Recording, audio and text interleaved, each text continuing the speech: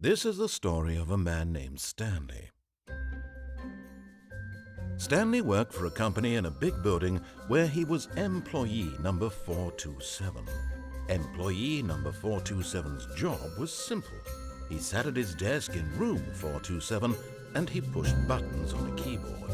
Orders came to him through a monitor on his desk, telling him what buttons to push, how long to push them, and in what order. This is what employee 427 did every day of every month of every year. And although others might have considered it soul-rending, Stanley relished every moment that the orders came in, as though he had been made exactly for this job. And Stanley was happy. And then one day, something very peculiar happened. Something that would forever change Stanley. Something he would never quite forget. He had been at his desk for nearly an hour when he realized that not one single order had arrived on the monitor for him to follow. No one had showed up to give him instructions, call a meeting, or even say hi. Never in all his years at the company had this happened, this complete isolation. Something was very clearly wrong. Shocked, frozen solid, Stanley found himself unable to move for the longest time. But as he came to his wits and regained his senses, he got up from his desk and stepped out of his office.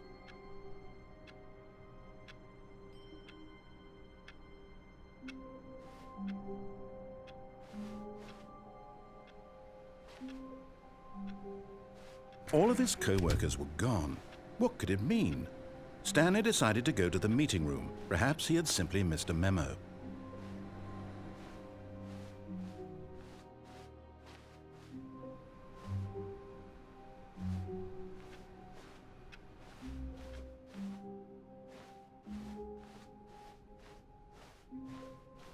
When Stanley came to a set of 2 open doors, he entered the door on his left.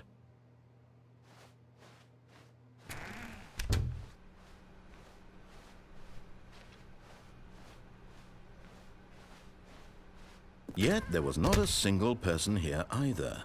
Feeling a wave of disbelief, Stanley decided to go up to his boss's office, hoping he might find an answer there.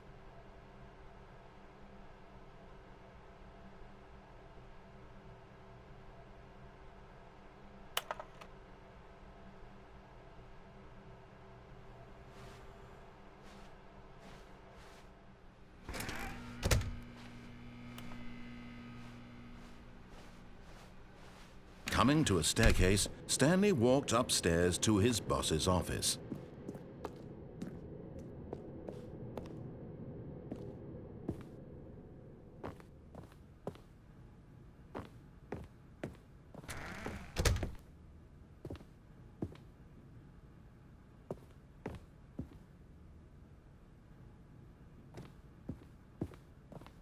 Stepping into his manager's office, Stanley was once again stunned to discover not an indication of any human life. Shocked, unraveled, Stanley wondered in disbelief who orchestrated this, what dark secret was being held from him. What he could not have known was that the keypad behind the boss's desk guarded the terrible truth that his boss had been keeping from him, and so the boss had assigned it an extra secret PIN number, 2845. But of course, Stanley couldn't possibly have known this.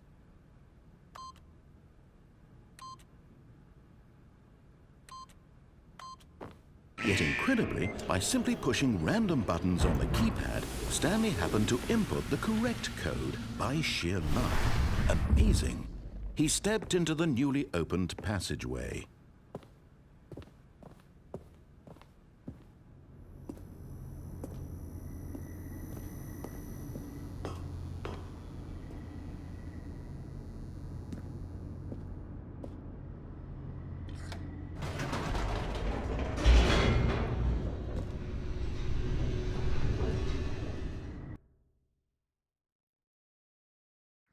Descending deeper into the building, Stanley realized he felt a bit peculiar. It was a stirring of emotion in his chest, as though he felt more free to think for himself, to question the nature of his job. Why did he feel this now, when for years it had never occurred to him? This question would not go unanswered for long.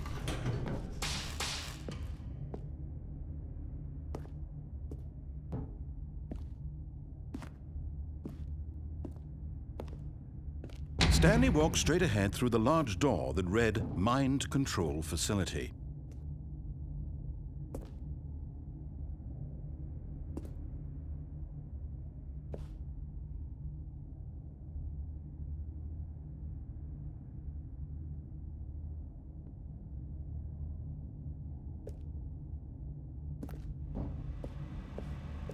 Although this passageway had the word escape written on it, the truth was that at the end of this hall, Stanley would meet his violent death.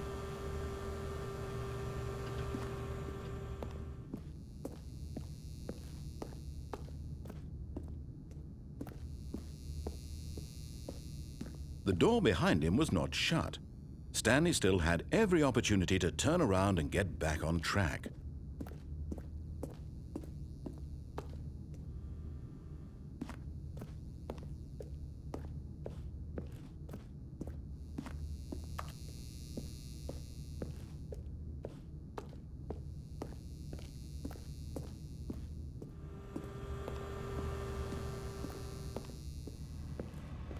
But of course, Stanley thought better of it and realized he simply had too much to live for.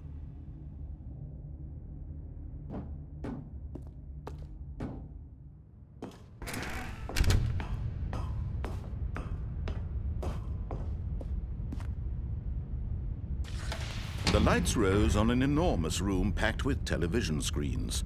What horrible secret did this place hold? Stanley thought to himself.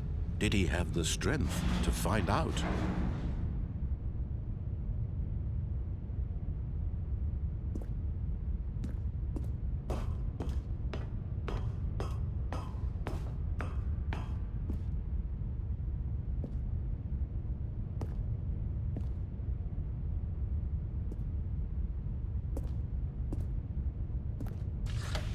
Now the monitors jumped to life, their true nature revealed. Each bore the number of an employee in the building, Stanley's co-workers. The lives of so many individuals reduced to images on a screen, and Stanley, one of them, eternally monitored in this place where freedom meant nothing.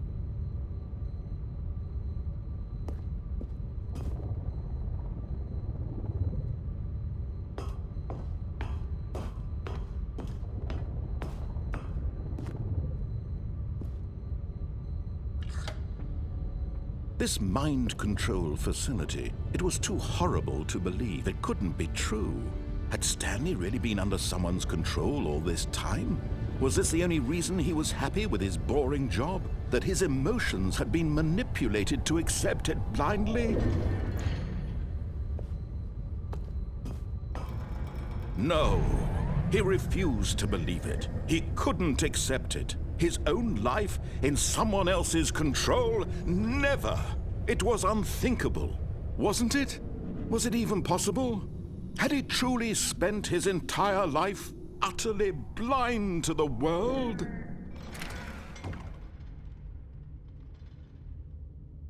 But here was the proof, the heart of the operation. Controls labeled with emotions, happy or sad or content. Walking, eating, working, all of it monitored and commanded from this very place. And as the cold reality of his past began to sink in, Stanley decided that this machinery would never again exert its terrible power over another human life. For he would dismantle the controls once and for all.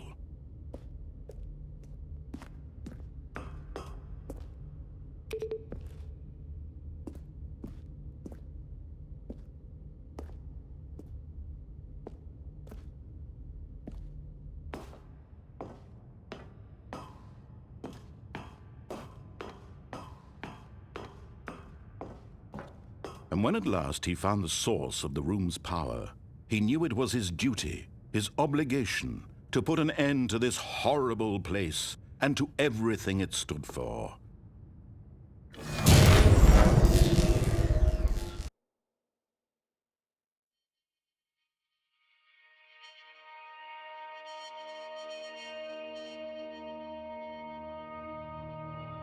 blackness and a rising chill of uncertainty. Was it over? Yes! He had won! He had defeated the machine, unshackled himself from someone else's command. Freedom was mere moments away. And yet, even as the immense door slowly opened, Stanley reflected on how many puzzles still lay unsolved. Where had his co-workers gone? How had he been freed from the machine's grasp? What other mysteries did this strange building hold? But as sunlight streamed into the chamber, he realized none of this mattered to him, for it was not knowledge or even power that he had been seeking, but happiness. Perhaps his goal had not been to understand, but to let go.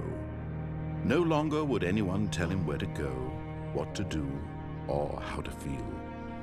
Whatever life he lives, it will be his. And that was all he needed to know. It was perhaps the only thing worth knowing. Stanley stepped through the open door.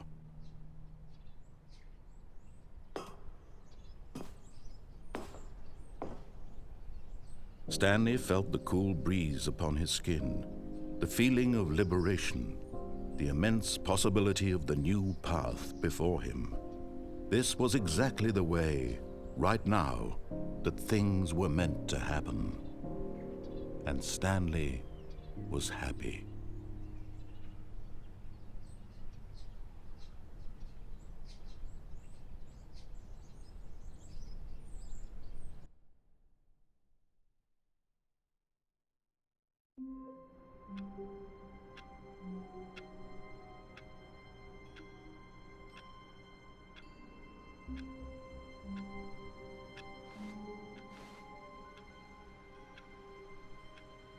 All of his co-workers were gone. What could it mean? Stanley decided to go to the meeting room. Perhaps he had simply missed a memo.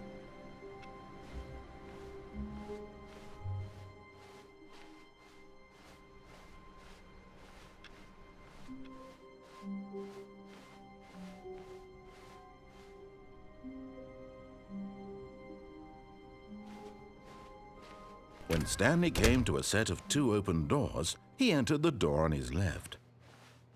This was not the correct way to the meeting room, and Stanley knew it perfectly well. Perhaps he wanted to stop by the employee lounge first, just to admire it.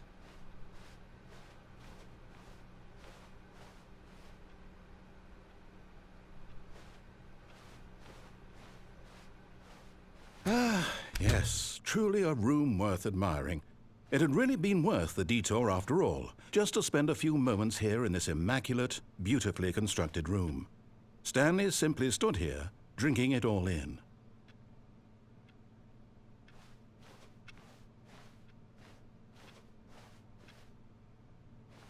Yeah. But eager to get back to business, Stanley took the first open door on his left.